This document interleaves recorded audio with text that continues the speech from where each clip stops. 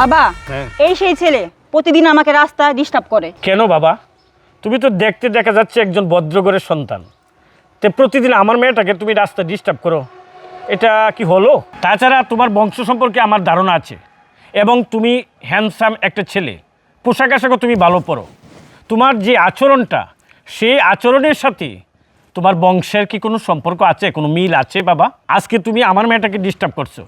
হয়তো তোমার ঘরেও বোন আছে এবং তুমি একদিন বিয়ে করবে, হয়তো তোমার কন্যা সন্তানও হতে পারে।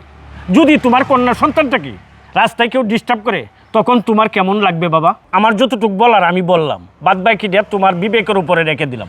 আসো মা। কাকা একটু দাঁড়ান, আমি যা করছি এতদিন আমি ভুল করেছি, এটা আমার ভুলটা আমি বুঝতে পারছি, আমাকে মাফ করে দিবেন। আমি আমার ভুলটা বুঝতে পারছি, পরবর্তীতে এরকম ভুল আর কখনো হবে না। ঠিক আছে বাবা, তোমাকে অসংখ্য ধন্যবাদ যে আমার কথাগুলো তুমি বুঝতে পারছো। আসো মা। ঠিক আছে কাকা, আসসালামু আলাইকুম। ওয়ালাইকুম আসসালাম।